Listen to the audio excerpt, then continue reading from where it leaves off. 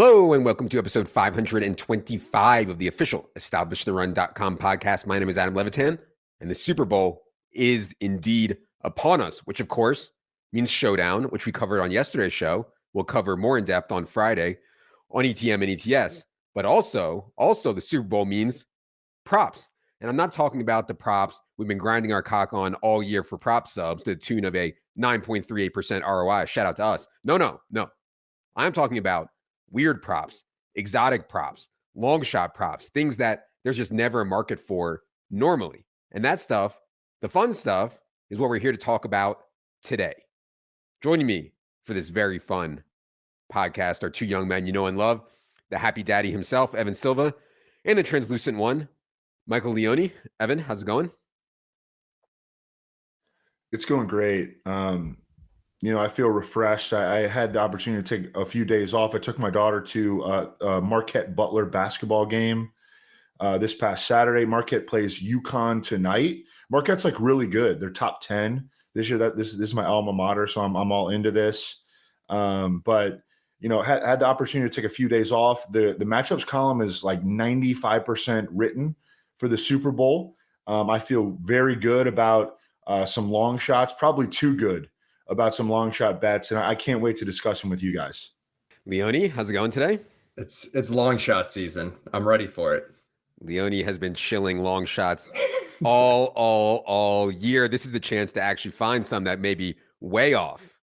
And we'll get into some of those here. Before we get into the show today, reminder, this show is indeed brought to you by our friends at Underdog Fantasy. They are running some massive tournaments for the Super Bowl. These are snake draft tournaments. We do have rankings up for the site for those tournaments, and you can upload them directly onto Underdog to draft with on your phone, while you're in the bath, while you're on the toilet, whatever. If you have not tried Underdog yet, promo code ETR will get you a matching deposit bonus up to $100. That's promo code ETR at underdogfantasy.com.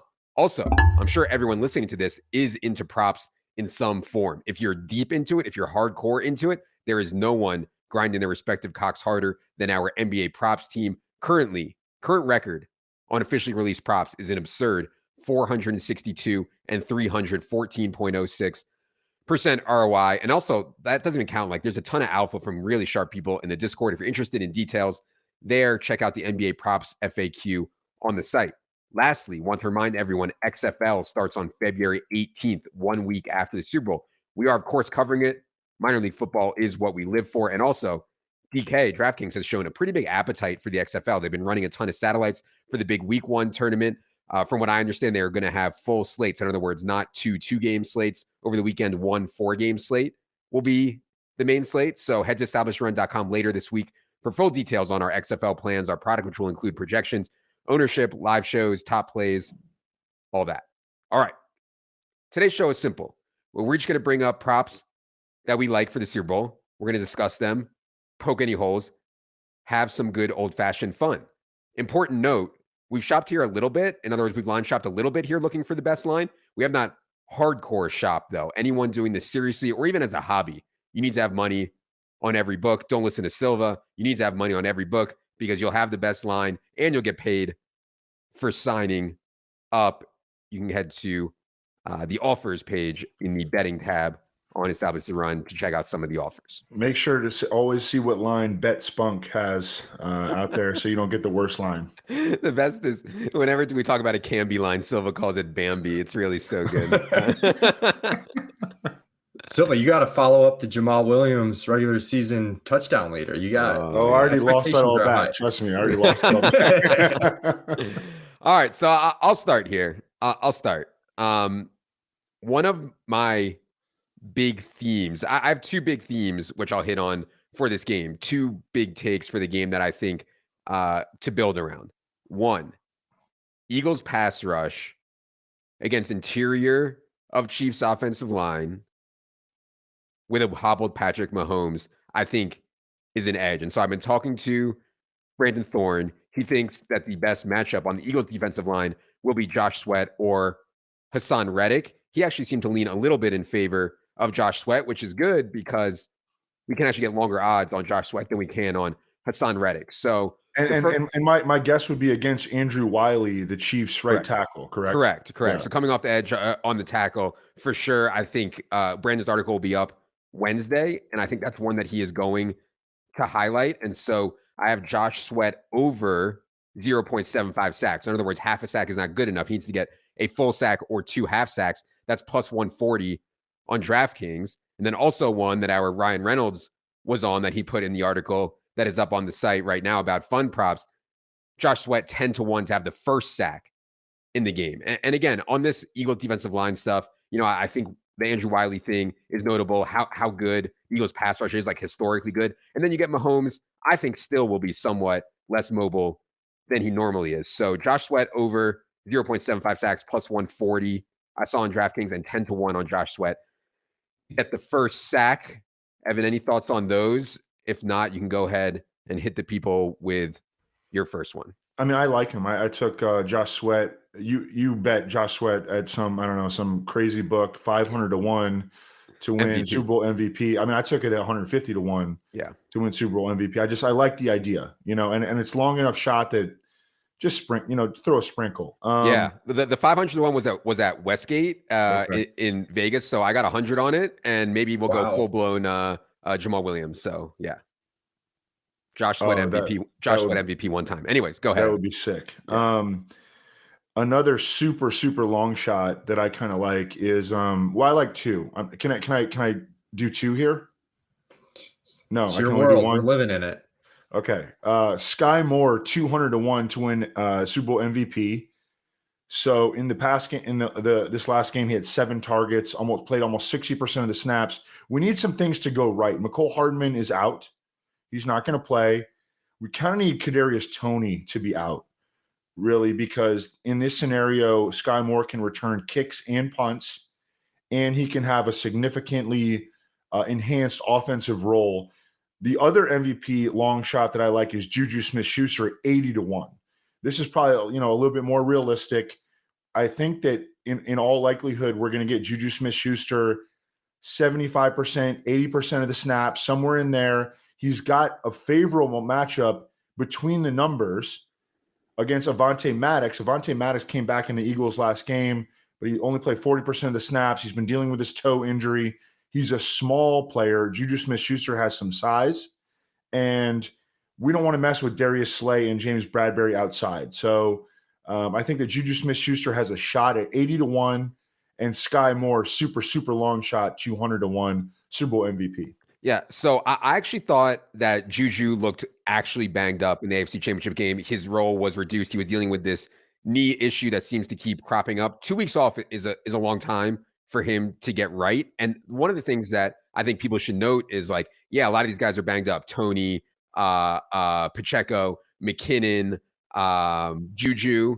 But that's one of the reasons that you're getting such long prices. And I know, Evan, you also had a note on here, Juju 2 or more touchdowns in the game.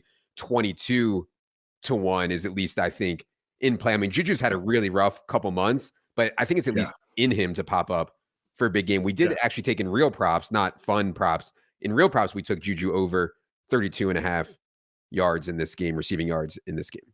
Yeah, also over 3.5 catches we took at some plus money. And some of these downstream markets too are even better because that's based on median, which is a little shaky with the injury stuff. We thought the lines were low enough to take, but if you're taking these long shots, you're assuming he's healthy. And sometimes that stuff's not priced, where it's just priced relative to okay, this is a guy they expect. They're lining at 3.5 catches and 32.5 yards. Well, it's different because if he's fully healthy, he is one of the few guys in Kansas City outside of Travis Kelce who could legitimately see 10 plus targets. As bad as he's been, he is someone, and Evan mentioned, you also have kind of the tape narrative of where they would choose to attack Philadelphia. I do like, for my first prop bet, Kadarius Toney 10-1 to be the first pass catcher for the Kansas City Chiefs. That's on Caesars. And I'm a little bit worried about Toney's health, but this is his first catch. I don't need him to stay healthy for the entire game. He's someone too that they scheme kind of some of these high probability catches early in the game.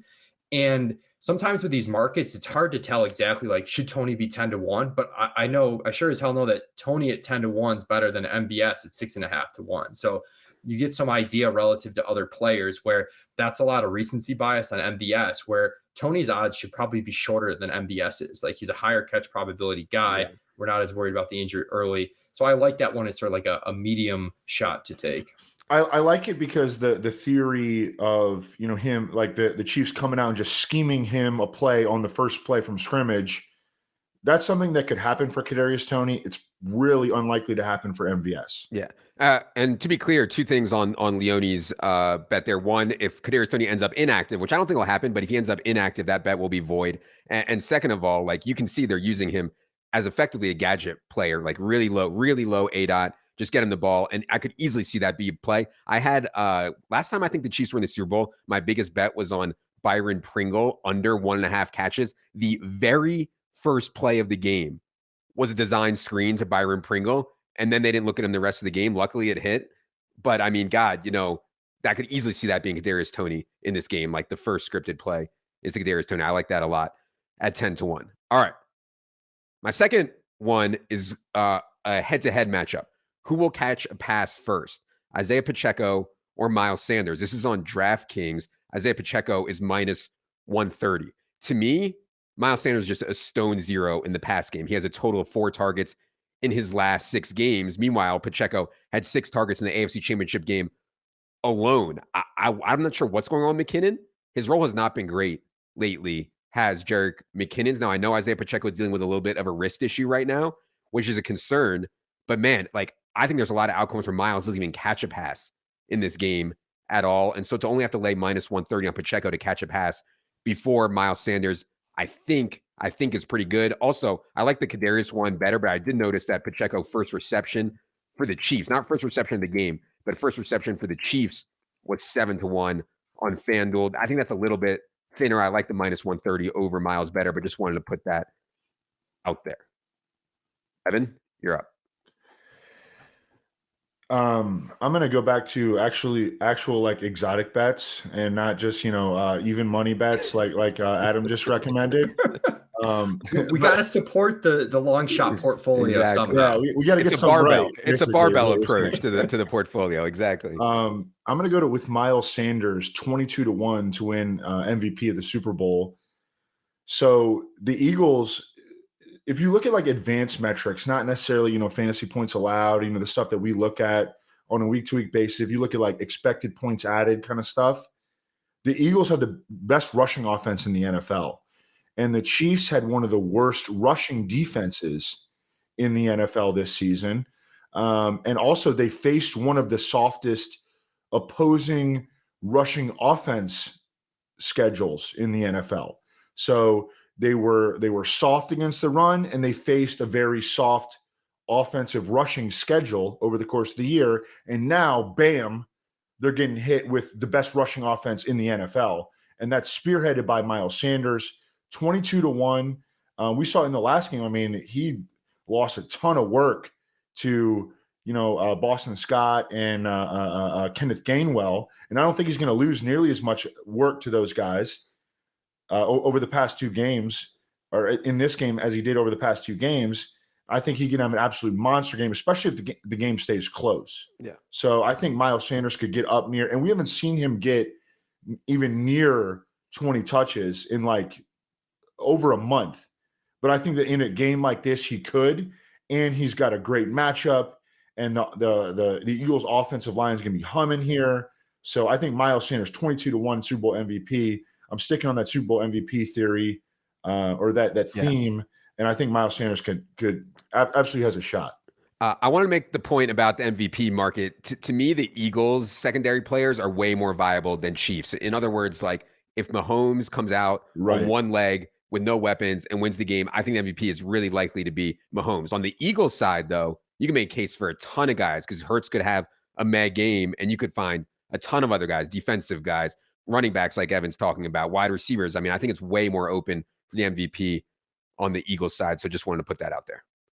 Yeah, and we talked about it on the Showdown slate too, show, where if Miles has one of those huge games, we talked about him as a potential undervalued captain player, but it's the same concept where he's a ton of leverage off teammates because of the way that game's going, which is like, you know, a game that the Eagles probably control, play from ahead, pass catchers are spread out. Miles has multiple touchdowns, really efficient game. And it might be hard to really even make a case for anybody else, statistically at least. I'll go with my big long shot bet here. Justin Watson to score 2 TDs at either 70 to, I got it at 80 to 1 on BetMGM, but I know a lot of people are limited there. I think it's 70 to 1 elsewhere. This one's probably a little bit minus EV, but I think it's close enough for a fun long shot. And again, you're sort of taking advantage of the uncertainty with the health of the pass catchers. You're probably going to need some guys out, but I think these odds are pretty long for a player. He's like 6'2", 215. He's got the size to score. He's got the ADOT where he's going to have a higher than usual TD rate for a player. So he might not need a ton of looks to get there.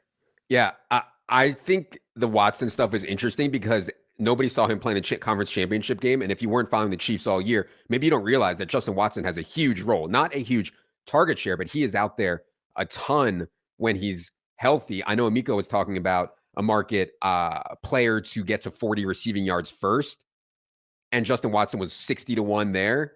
And like Justin Watson's ADOT is up around 20 yards. I mean, it's not that crazy to think he could catch one pass for 40 yards and get there first at 60 to 1. I think that's an interesting. That might be better than the shot. 2 TDs, honestly. Yeah.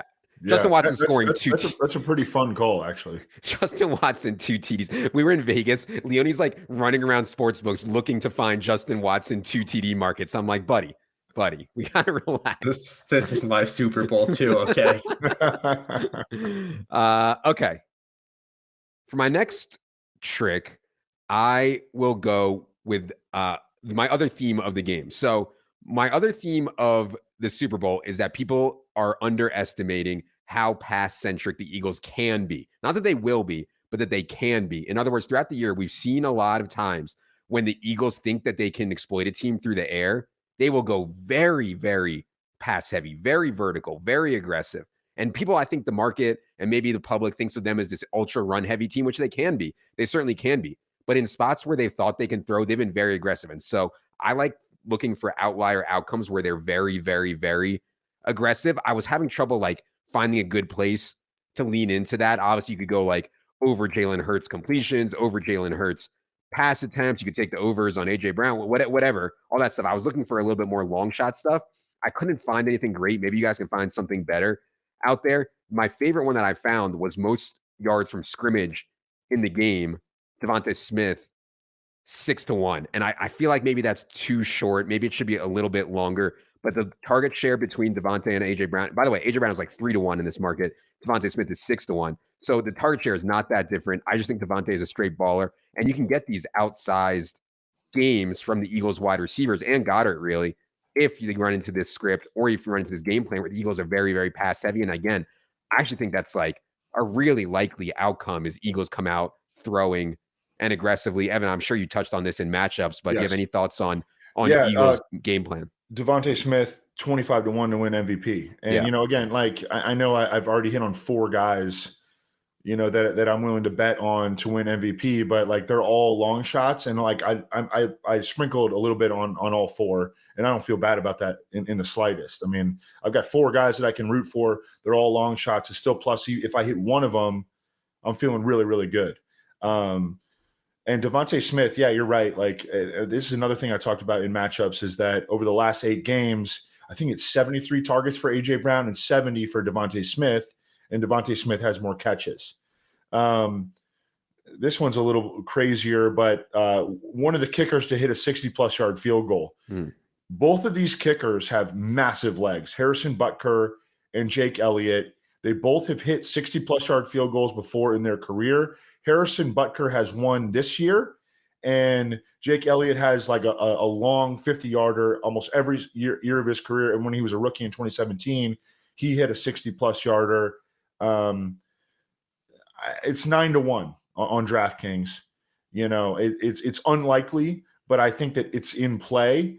And there's also like a narrative that a lot of these coaches that are aggressive throughout the regular season, as Andy Reid and Nick Sirianni have been all season, they get a little bit more conservative. They're more willing to kick field goals when, the bullets are out here flying in the Super Bowl. So that's kind of my theory on that. I mean, I don't think it's going to happen, but at 9 to 1, Jake Elliott or Harrison Butker to hit a 60-plus yarder, I'm willing to take that shot in Glendale, Arizona, right, optimal conditions, hopefully at the end of the first half or at the end of the game. Right. That's what I was going to say, is that Yeah. a lot of the kicking stuff factors in a lot of games where you wouldn't even attempt a 60-yard field goal because it was outside in Philly or outside in Kansas City and stuff like that. Whereas this game, obviously, you're more likely to attempt a 60-yard field goal. And yeah, I think it would be end of half, end of game type stuff. But yeah, 9-1 is an interesting price there. And by the way, to be clear, as everybody should know by now, Evan has not shopped these. So you might be able to find better than 9-1 out there. Leone? I don't got time for that. I'll go a little bit opposite of Evan and kind of lean into the aggression that we've seen from these coaches, being willing to go for it on fourth down, especially with these quarterbacks. I'll steal one from our props article that we're putting up from Patrick Barnes, our YouTube guy.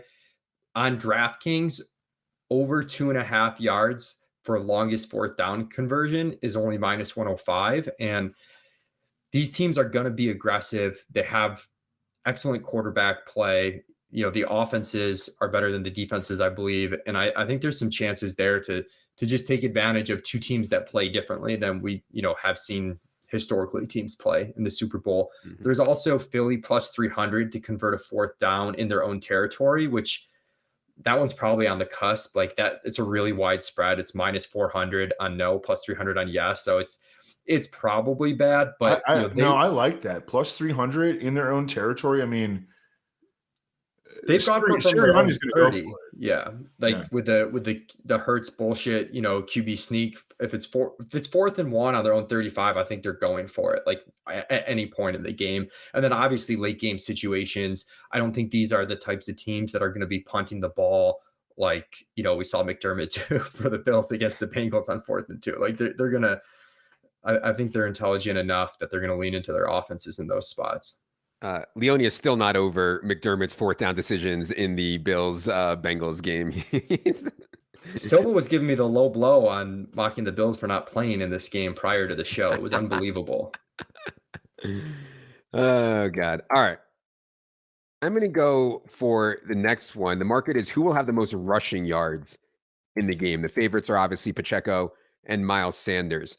I don't know exactly how it's going to go with those guys. We've seen such weird usage, and I think the most likely outcome is that Pacheco and Miles Sanders are their team's lead back and play a ton, but there's a ton of other game scripts and game flows and injuries and all kinds of things where it gets weird.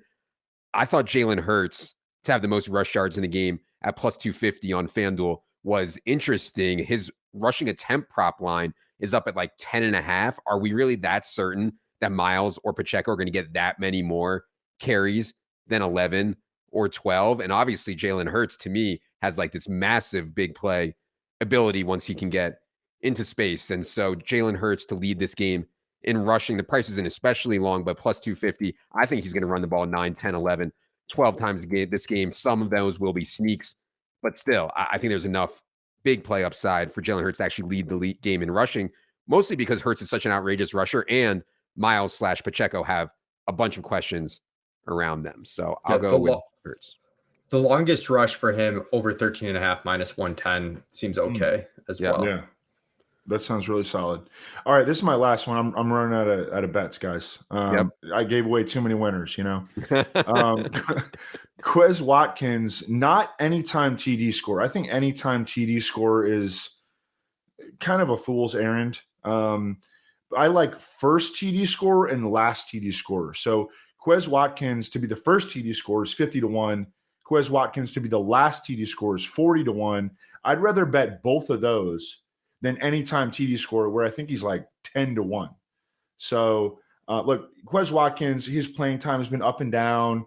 His targets are, his target projection is not strong, but he's got a lot of speed, and you can beat the Chiefs with wide receivers, and obviously all of their attention is going to be focused on A.J. Brown and Devontae Smith. So Quez Watkins, just get behind the defense on an early play in the game, bam, 50-1. Late in the game, maybe coming back and be like a Hail Mary, something like that, 40-1. Quez Watkins. Yeah, I think Quez is an interesting one, Leone, because he's cheap on Showdown and he has mega long shot here. But since Goddard's been back, his role hasn't been great. Maybe you can talk a little bit about the Quez Watkins projection that we have, because it's definitely been difficult to figure out because He only ran 7 routes in the NFC Championship game. Obviously, they didn't throw it very much in the game, though. Yeah, that's the difficult part is we definitely know his role is reduced when Goddard has been there, but he's typically still out there running routes and playing snaps. But the 2 playoff games with Goddard back have been such amazingly positive game scripts that we don't really get a good sense. And if you're going to bet on something like that, you want to kind of bet on the tail end, which Evan's doing, take advantage of the uncertainty and not worry as much about the median outcome there, because 1 or 2 targets is going to switch his target share like extremely meaningfully from where we expect. So I think that one's all right. And as far as the first TD score, last TD score things, I did notice that for some of the Chiefs, like the backup guys or the secondary players like Noah Gray, Jody Fortson, even Sky Moore, some of these guys, the last TD score price is like pretty close to the first TD score price. I definitely would prefer the last TD score price just to take advantage of,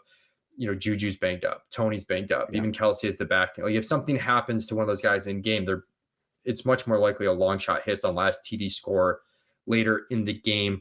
But I have to go out with one more to score 2+ TDs props because that's my bread and butter. We've been chasing this ever since we missed the Shane Zylstra week for the Lions.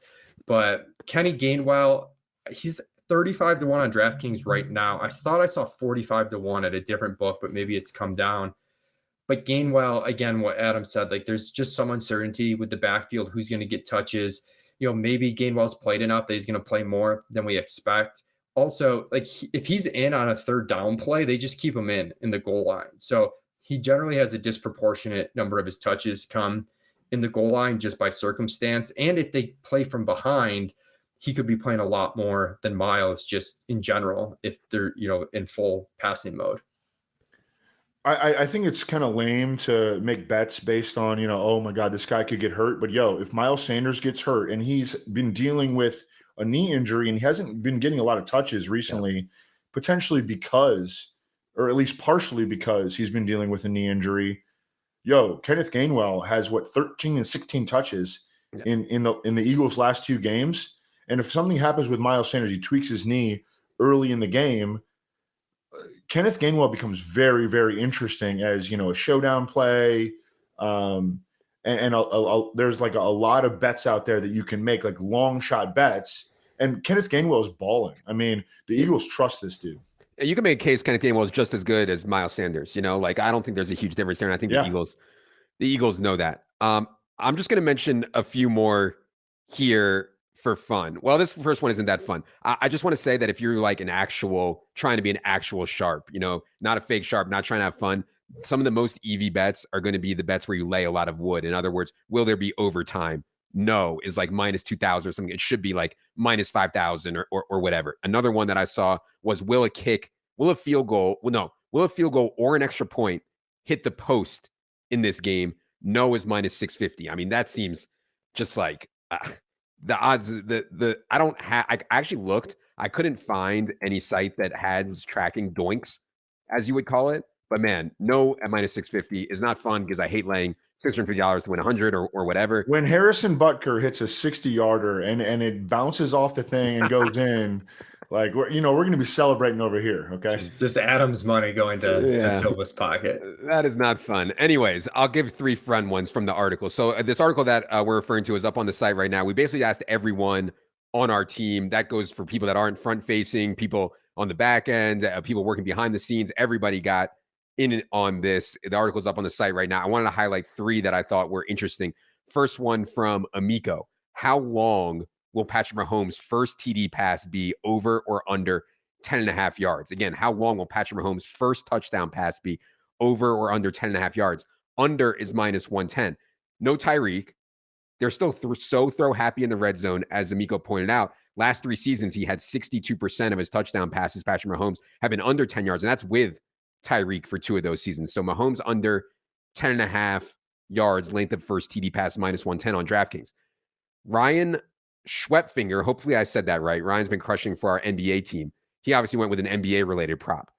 Fred VanVleet to have more points plus assists than the Chiefs will score points. That's -130. And one thing Schwepp was leaning into here, he thinks it's okay at baseline based on the likely Fred VanVleet projection here and a really good matchup for him. But also, trade deadline is coming up Thursday in the NBA. You could see somebody like OG Ogumue get dealt, leaving Van Vliet with more. Who are these people? Usage. I mean, Exactly. Are these exactly. real That's people? why that to me, that's why these are like the most mispriced stuff, because nobody even knows. And then Jack Miller, I mean, this is going to blow your mind, Evan. Jack Miller went with Aaliyah Boston, the presumed number 1 overall pick in the WNBA draft. She's currently in college. Oh my God. She's currently in college. The bet, and these are on Caesars, by the way. They have a ton of these. Only Jack Miller knows who this person is. They have a ton of these cross sport bets on Caesars. So again, Aaliyah Boston, presumed number 1 pick in the WNBA draft. Will she have more points plus rebounds than Jerick McKinnon will have receiving yards? That's minus 140. And so this is to me, this is what this pod and what the Super Bowl is about. Just having fun. I mean, cross sport bet between a women's college basketball player, points plus rebounds versus McKinnon receiving yards, minus 140. Seems like it's pretty strong based on what Jack said in the article. You can read the article for more. Yeah, we're living. Anyways, even I, who hates fun, is going to have some fun on this Super Bowl. Hope you guys all do as well. We'll be back Friday with David out to talk sides and total for this game. Also, Evan and I will be back for Establish a Show. Leone and Dink will be on for Establish a Million to talk through the showdown slates, the big action showdown slates. Also, I know we made a big joke about it. I know Evan doesn't do it, but God, you got to be really rich and really like torching money if you're not shopping for the best line. And so please get out there, find the best line, go to the bet props and betting section of the site. We have our sportsbook offers up there. If you're going to sign up for books, get down there, find the best offer by your state, take advantage of it. 4. Hope this was fun. These aren't meant to be like, we're putting our life on this, guys. We're just trying to have some fun. Hope everybody understands that. Well, maybe Evan is. I don't know. 4. Evan. 4. Leone, I am Adam. Good luck, everybody.